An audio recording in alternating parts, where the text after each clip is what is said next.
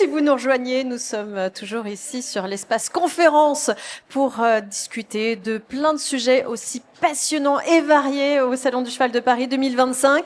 Et nous allons nous intéresser au métier de l'équitation. Le monde équestre offre aujourd'hui une diversité de carrières et de parcours, comme par exemple l'enseignement, formation, management de structure, préparation sportive ou encore travail avec les chevaux de loisirs. Et pour nous guider dans cet univers, eh bien, nous accueillons 3 professionnels passionnés. Céline Marche, bonjour. Bonjour. Vous êtes responsable du pôle formation et du CFA auprès de la Fédération française d'équitation et vous allez nous parler des différents cursus de formation possibles. Bienvenue à vous. À côté de vous, Candice Amelot. On dit Amelot? Amelot? Amelot, vous êtes meilleure apprentie de France en enseignante d'équitation 2024 et vous allez partager avec nous votre parcours et votre expérience en formation des GEPS. C'est ça se dit comme ça? Et à côté de vous, Louise Maillard, bonjour. Vous êtes formatrice et également BPGEPS, si je me trompe pas. Et vous êtes également enseignante au Club hippique de Versailles. Avec vous, on va évoquer la réalité du métier au quotidien et les compétences nécessaires. Soyez attentifs, il y a du monde ici beaucoup de monde est venu pour prendre des renseignements. Peut-être on a peut-être des futurs enseignants, futurs créateurs d'événements équestres. Sûrement, et des élèves que j'ai aussi en formation cette année. Et ce sont vos fans, eh oui. Hello. Il n'y a que des filles. Beaucoup plus de filles de manière générale? En général, oui, beaucoup plus. On reste sur le même ratio que sur les équitants, 80-20? Même en vrai, moi j'ai souvent un garçon pour une promo de filles, donc effectivement on a beaucoup plus de public féminin, en tout cas sur la formation. D'accord, très bien. Bon, bienvenue à vous et merci d'être venu accompagner votre coach, parce que c'est comme ça qu'on dit maintenant aujourd'hui, on appelle les enseignants. Moi c'est formateur du coup, je suis la On formatrice. dit plus moniteur d'équitation non plus, on dit coach. Ouais. C'est le petit mot qui vient en plus maintenant. C'est vrai, quand on va à la Beuvron, on voit partout, c'est marqué coach. Céline, on va commencer avec vous, si vous le voulez bien. Est-ce que est-ce que tu pourrais nous présenter les principales formations pour accéder au métier de l'équitation? Alors, on va recadrer un petit peu les métiers de l'équitation par rapport au métier du cheval. Oui. Les métiers du cheval, dans notre filière équestre, on a toute une palette de diplômes qui vont du niveau 3, c'est-à-dire un niveau CAP, jusqu'à niveau 7, bac plus 8. Et donc, les métiers de l'équitation, ceux dont on va parler dans cette conférence, c'est les métiers qui ont trait à l'encadrement des activités équestres. Donc ces métiers ont des diplômes, puisque en fait l'encadrement des activités équestres, tout comme les activités physiques et sportives, le code du sport régit ces activités-là et ne peuvent encadrer, entraîner que des personnes titulaires d'un diplôme. Donc là, on parle de l'encadrement des activités équestres. On va commencer par le niveau 3. Niveau 3, c'est l'animateur d'équitation. C'est les premiers pas dans la filière des métiers de l'équitation. Ensuite, on va avoir... Donc là... À quel âge est-ce qu'on peut accéder? Alors, on peut accéder à partir de 16 ans. Par contre, pour tous les autres titres et diplômes dont on va parler, là, on est à 18 ans. L'animateur d'équitation est un titre à finalité professionnelle délivré par la Fédération française d'équitation. D'accord. Ensuite, au niveau 4, on va trouver deux types d'activités de métiers. Les métiers qui sont plutôt tournés vers l'enseignement de l'équitation, donc le métier d'enseignant d'équitation, ou alors le métier plus en lien avec le tourisme équestre. Dans l'enseignement de l'équitation, on a 2 types de diplômes, le CQP-EAE, enseignant animateur d'équitation, qui est délivré par la branche professionnelle, et le BPGEPS, éducateur sportif, mention équitation, qui a été récemment rénové et qui est délivré par le ministère des Sports. Côté tourisme équestre, on a l'accompagnateur de tourisme équestre. Là, on est typiquement dans l'encadrement des activités de promenade et de randonnée. Donc vraiment une activité pleine nature qui allie à la fois la culture, la flore, etc. Et on a le pendant qui est délivré également par la branche professionnelle, qui est le CQP ORE, organisateur de randonnée équestre.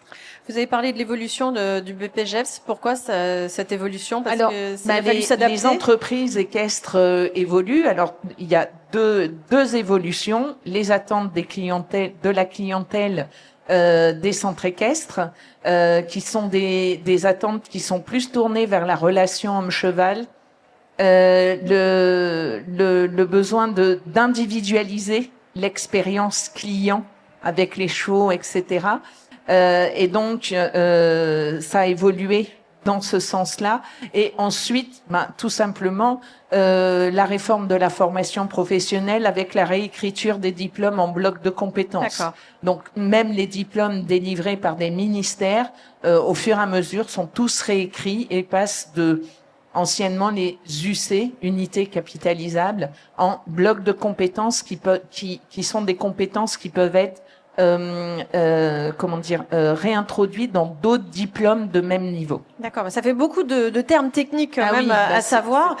Pour un jeune justement qui se dit, tiens, moi j'aimerais bien faire de mon métier ce monde de l'équitation, vers quoi doit-il se diriger? Comment est-ce qu'il se retrouve parmi toutes ces formations? Alors, je dirais que la clé d'entrée, ça va être son moniteur d'équitation, qui est la personne qui le connaît le mieux, finalement. Et en fonction du niveau équestre, de ce qu'il a envie de faire, puisque j'ai pas parlé de deux autres diplômes délivrés par le ministère des Sports, qui sont le DEGEPS performance sportive. Là, on va plus vers un métier de coach ou d'entraîneur dans une discipline sportive, et on a le plus haut niveau qui est le DESGEPS, qui est dont le titulaire exerce le métier d'instructeur. Donc, il peut être un entraîneur plus ou un formateur. Donc voilà. Comme toi. Oui, tu es instructrice alors. Oui, c'est ça. J'ai passé le BP, le DE et le DES.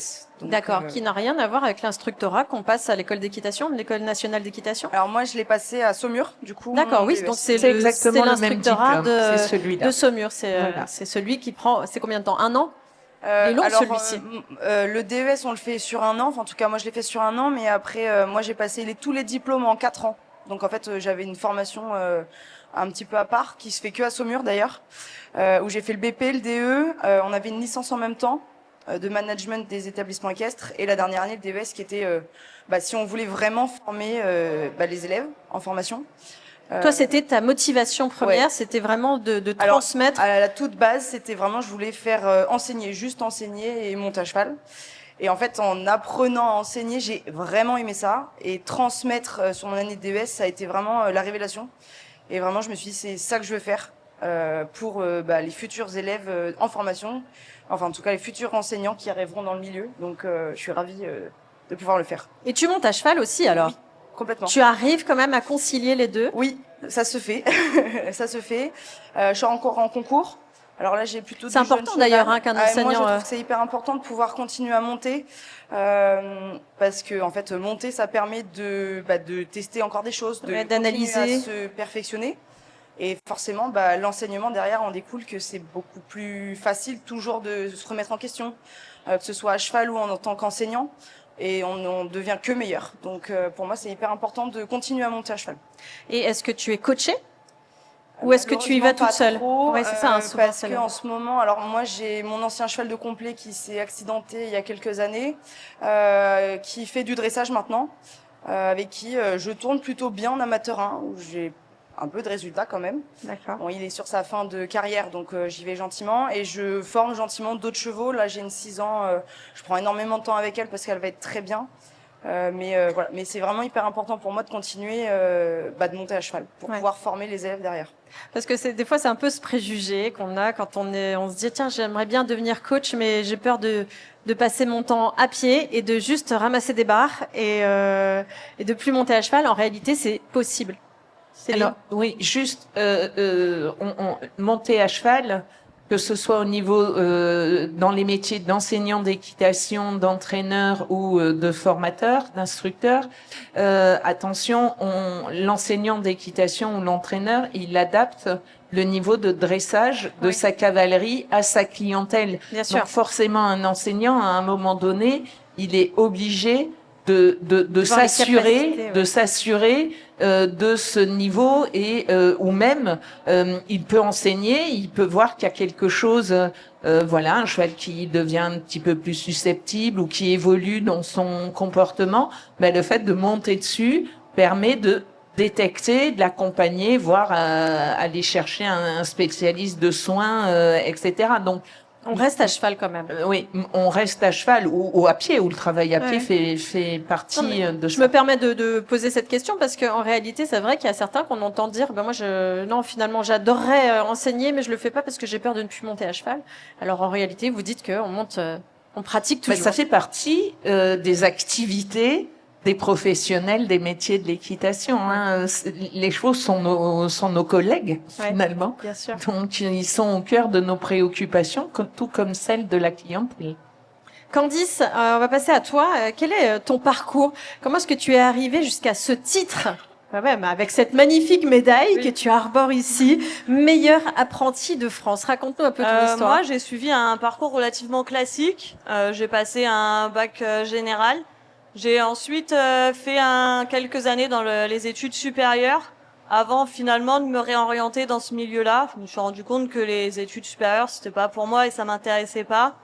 Et donc j'ai démarré par le diplôme de l'AE. Donc déjà pour démarrer, ça me permettait de rentrer déjà quelque chose qui restait assez acquis. Dans le niveau à cheval, c'est relativement facile l'AE pour démarrer.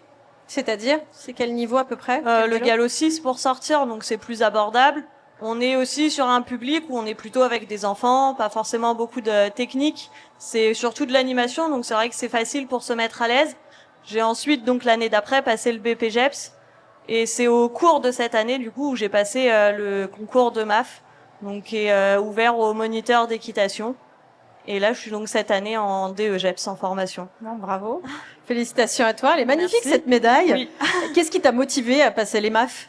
Alors moi je connaissais pas du tout le concours et c'est vraiment mon tuteur qui m'a forcé non, mais qui m'a inscrite. Incité, Ouais, on va qui m'a dire. incité avec le formateur, ils ont discuté et on a du coup pris la décision d'aller faire ce concours. C'était où? Enfin, c'était avec quel maître de, comment on dit?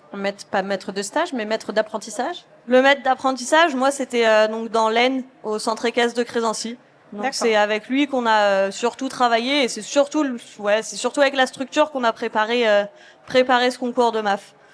Louise, quelles sont les compétences que tu cherches chez un jeune cavalier qui souhaite devenir enseignant? Alors déjà, moi, je fais une journée de pré-rentrée, c'est-à-dire que je vois les futurs élèves, en tout cas les futurs potentiels élèves, en mois de juin. Sur cette journée, je regarde un peu comment ils se comportent déjà entre eux, sachant qu'en général, ils se connaissent pas forcément. Je regarde le niveau à cheval forcément, mais c'est pas forcément ce que je regarde en premier. Par exemple, quand je leur demande de monter un cheval et de faire la détente, de voir comment ils se comportent avec le cheval, est-ce qu'il aime le cheval déjà, c'est quelque chose de très important. Est-ce que quand il parle avec ses futurs collègues éventuels, il s'entend bien, enfin, c'est-à-dire qu'il va chercher à communiquer correctement. Est-ce qu'il est motivé pour enseigner, pas que monter à cheval? Parce qu'en enseignant d'équitation, on enseigne, on monte à cheval. Il y a beaucoup d'autres choses, mais c'est d'abord enseigner. Donc je regarde vraiment ça. Alors après, ça va être sur des questions un petit peu sur un entretien individuel. Qu'est-ce qu'ils veulent faire plus tard? Qu'est-ce qui les a amenés là? Moi, vraiment, c'est la chose sur laquelle je m'appuie quand je fais ce recrutement, puisque c'est quand même un recrutement, pour en tout cas avoir les élèves qui sont les plus motivés pour pouvoir participer à la formation. Ça t'est déjà arrivé de refuser des candidatures? Alors nous, à Versailles, j'ai la chance d'avoir plus de demandes que de places. Donc du coup, je fais une sélection. C'est un vrai casting. Voilà, du coup, j'ai une sélection. Donc moi, c'est plutôt assez délicat par rapport aux élèves, parce que du coup, forcément, si je dis que j'ai que 10 places et que j'en ai 15 qui veulent rentrer, il y en a 5 qui vont malheureusement être déçus. Mais bon, c'est comme ça. Donc oui, c'est un cahier des charges, il n'y a pas le choix finalement.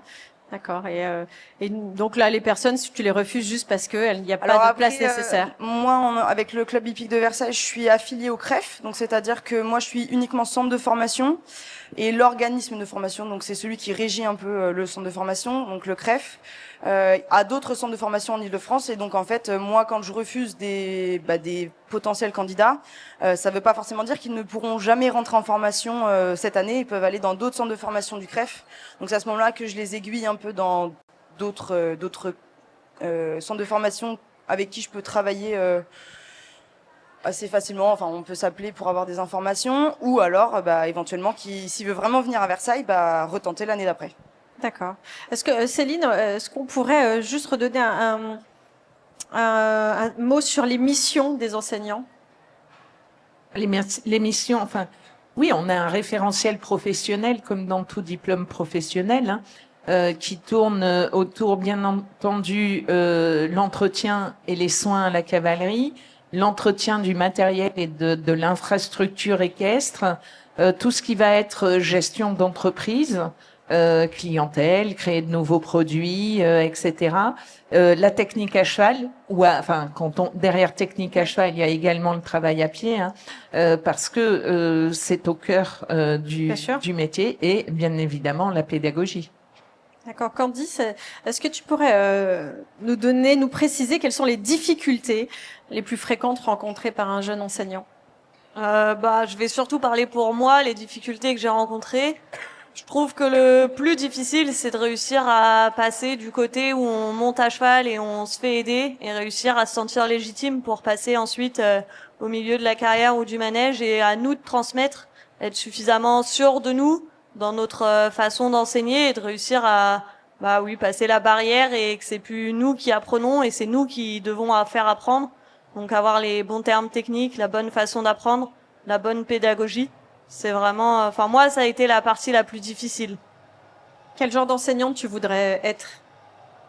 J'aime bien la rigueur. J'aime bien que ce soit une rigueur, beaucoup de la technique et surtout réussir à écouter les chevaux, prendre le temps de faire les choses et pas que les cavaliers soient pressés toujours de vouloir apprendre, mais vraiment leur expliquer qu'en prenant le temps, finalement, on arrive à des choses tout aussi belles que en voulant se dépêcher absolument.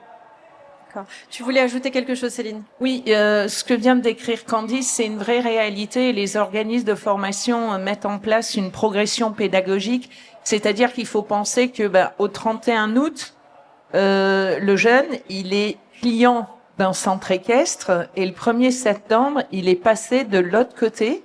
Alors, il devient salarié, en plus, il est en contrat d'apprentissage. Et souvent, ce manque de maturité, faut l'appeler comme ça, c'est souvent... c'est pas facile à vivre déjà pour eux, mais c'est pour ça qu'on y va progressivement dans les centres de formation et que les rubans pédagogiques font qu'il y a vraiment cette prise d'autonomie qui se fait progressivement tout au long de la formation. Quels sont finalement, alors peut-être tu as déjà un peu répondu, Louise, pour rentrer dans ta formation, mais sinon quelles sont les qualités, les critères qu'on recherche pour réussir dans ces métiers? Alors selon moi déjà, il faut être quelqu'un de tenace, courageux, motivé forcément, et quelque chose qu'on ne pense pas, mais qu'on aime les gens.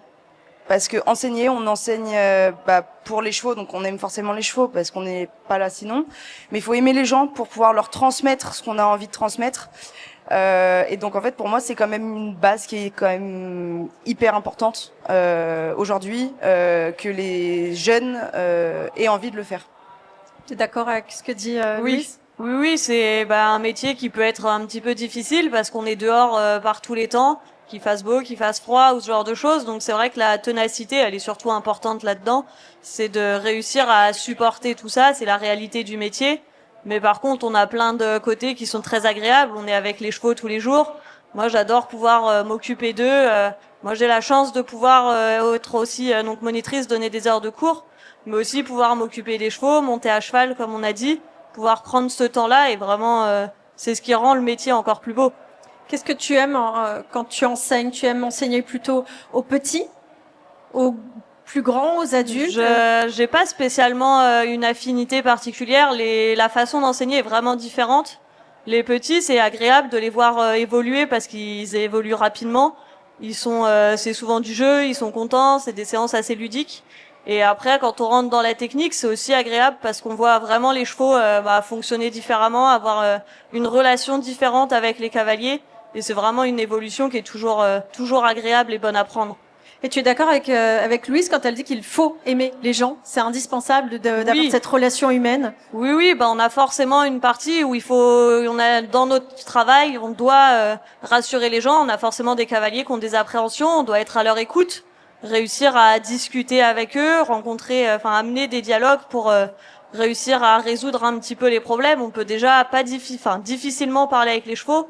Donc il faut qu'on puisse avoir un interlocuteur un petit peu plus facile. Donc les cavaliers, c'est vraiment important d'avoir une bonne entente avec eux et de réussir à discuter avec eux.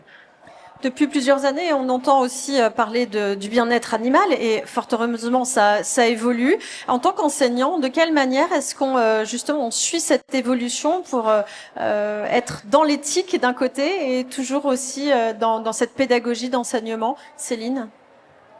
Alors, il y a plusieurs axes. Effectivement, depuis une trentaine d'années, les établissements équestres ont intégré les enseignements de l'éthologie. Maintenant, il faut également apprendre à communiquer, c'est-à-dire ne pas hésiter à expliquer, tiens, ce cheval-là, il a une couverture et celui-là, il n'en a pas. Là, on a 4 poneys qui vivent à 4 dans une stabulation et là, on a un cheval en boxe.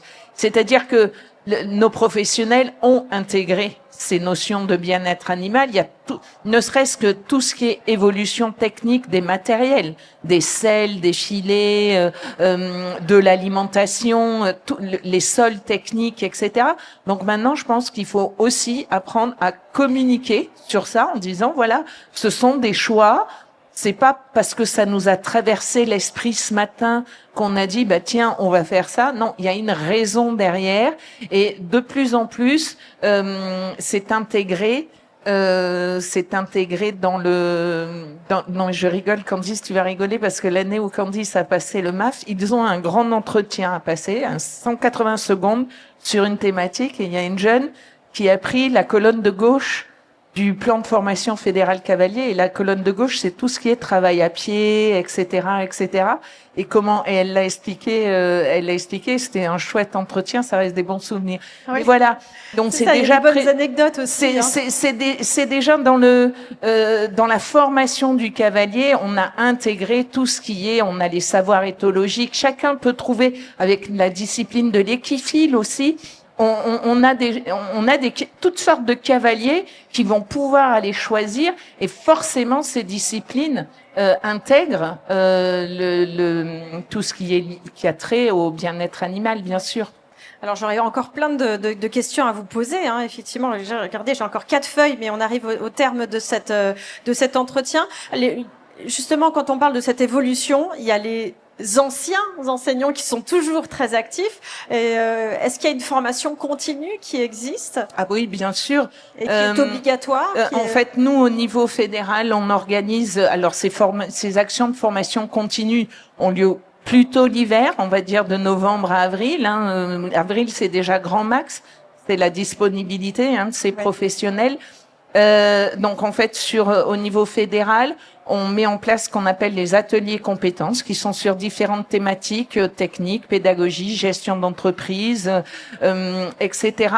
Le but pour la fédération, c'est de modéliser des plans de formation de 2 jours qu'ensuite on peut transmettre à nos organes déconcentrés, les comités régionaux, qui les mettent en place de manière à avoir une formation de proximité, Et après, il existe tout un tas on a également mis en place des brevets fédéraux, donc d'entraîneurs ou d'encadrement en fonction de l'activité.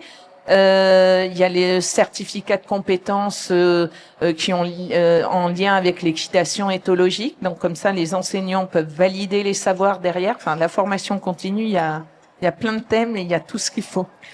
Il n'y a rien d'obligatoire, c'est selon la Non, volonté de... c'est la curiosité des professionnels, mais les professionnels, ils vivent dans une société, donc ils sont en adaptation permanente. Et donc, pour être un bon professionnel des métiers de l'équitation, il faut également, et je rebondis sur ce que disait Louise tout à l'heure, faut aussi être curieux. Faut être curieux, faut aller chercher des nouvelles thématiques, voir les évolutions techniques, etc. Quel conseil est-ce qu'on pourrait donner, Louise, pour un jeune qui souhaite se lancer dans une carrière comme celle-ci? Alors déjà, s'il veut suivre une formation d'enseignement, eh bien déjà se renseigner en fonction de son niveau équestre et scolaire, pour savoir dans quelle branche il veut être. Aussi, qu'est-ce qu'il recherche? Est-ce qu'il veut vraiment enseigner, monter à cheval, s'occuper des chevaux? Donc là, il y a déjà beaucoup de métiers possibles. Et ensuite, en fonction de la localisation, moi par exemple cette année en BP, j'en ai une qui vient de Montpellier, qui a pris la décision de déménager pour venir en Île-de-France, donc à Versailles, et vraiment pour se donner un vrai challenge et vivre autre chose. Forcément voir d'autres centres de formation éventuellement pour voir quel centre de formation nous correspond au niveau de nos besoins, de nos attentes. Sachant qu'il y a quand même en Île-de-France en tout cas énormément de centres de formation, donc ça permet d'avoir chaussure à son pied. Donc pour moi déjà déjà savoir un petit peu ce qu'on veut faire. Est-ce que c'est monter à cheval, enseigner Ouais, le meilleur guide, c'est son coach, comme vous disiez tout à l'heure, pour justement savoir qu'est-ce qui est le mieux. Candice, quels sont tes projets d'avenir? C'est surtout moi j'aime continuer de me former. J'aimerais à terme passer donc le DES, effectivement le diplôme d'instructeur, parce que comme disait Louise, effectivement pouvoir transmettre c'est important. On transmet déjà aux cavaliers notre savoir, mais pouvoir former d'autres enseignants c'est encore autre chose, et pouvoir toujours continuer d'évoluer aussi bien à cheval que dans ma pédagogie. Merci beaucoup. Est-ce qu'il y a des questions? Je me retourne derrière moi. Est-ce qu'il y a... Ah, vous avez une question. Pardon, je vous voyais pas. J'arrive. Bonjour, comment vous appelez-vous et quelle est votre question? Bonjour, je m'appelle Lilou, je suis en train de passer un CQP-EAE donc dans les Yvelines. Et la principale difficulté que je rencontre, c'est vraiment ce que vous disiez tout à l'heure, vraiment la prise de la confiance en soi, la prise de parole, comment vraiment oser parler à notre public d'élèves en fait. Et est-ce que vous avez des tips à donner, un step que vous avez passé pour vraiment avoir confiance en vous, à réussir à prendre la parole et à être sûr en fait de le lâcher prise en fait. Voilà, c'est ça. J'ai pas spécialement de conseils, j'ai surtout mis en place, j'ai fait beaucoup d'heures de cours, il n'y a pas de secret, mais il faut en faire pour réussir à s'améliorer. J'ai essayé de me concentrer surtout sur moi et dire que finalement, sur des petits niveaux, c'est quand même quelque chose c'est relativement acquis. Il n'y a pas trop de technique, on risque pas trop de se tromper, il n'y a pas de danger spécifique. Donc c'est surtout là-dessus moi que je me suis concentrée. C'est pour ça que l'année d'AE pour démarrer, ça aide beaucoup. C'est qu'on est vraiment sur jusqu'au galop 4, donc on est sur des niveaux relativement simples. Donc c'est surtout là-dessus le fait d'amener des choses ludiques. Finalement, on s'amuse autant que les enfants à faire les séances et ça nous permet de retirer ce problème et on oublie finalement on est enseignant et qu'on leur apprend des choses et on leur demande surtout de s'amuser et on s'amuse avec eux. C'est un bon conseil. Et puis après, je pense qu'avec l'expérience, la prise de parole en public. On a eu un séminaire de formateurs BPGEPS il y a 15 jours, 3 semaines, et il y a certains centres de formation parce que il n'y a pas que toi qui est dans ce cas-là, qui font appel à un professeur de théâtre et qui font des ateliers. Alors c'est pas le principal de la formation, mais ça permet d'avoir un côté ludique là-dedans et de trouver justement, comme tu dis, des tips pour prendre la parole en public finalement. Ouais, c'est pas si simple, c'est ça. Non. Ça va après, c'est avec les années d'expérience, mais ça fait partie Parce que bon, tous foncièrement, on est un peu timide et c'est difficile parfois de parler en public, mais ça vient. Merci de vos conseils. Merci. On rappelle, Céline Marche, vous êtes responsable du pôle formation et du CFA auprès de la Fédération française d'équitation. Candice Hamelot, merci d'être venue et bravo encore pour cette médaille, meilleure apprentie de France et enseignante d'équitation. Et merci aussi Louise Maillard. Donc vous êtes formatrice AE et également formatrice au BPGEPS.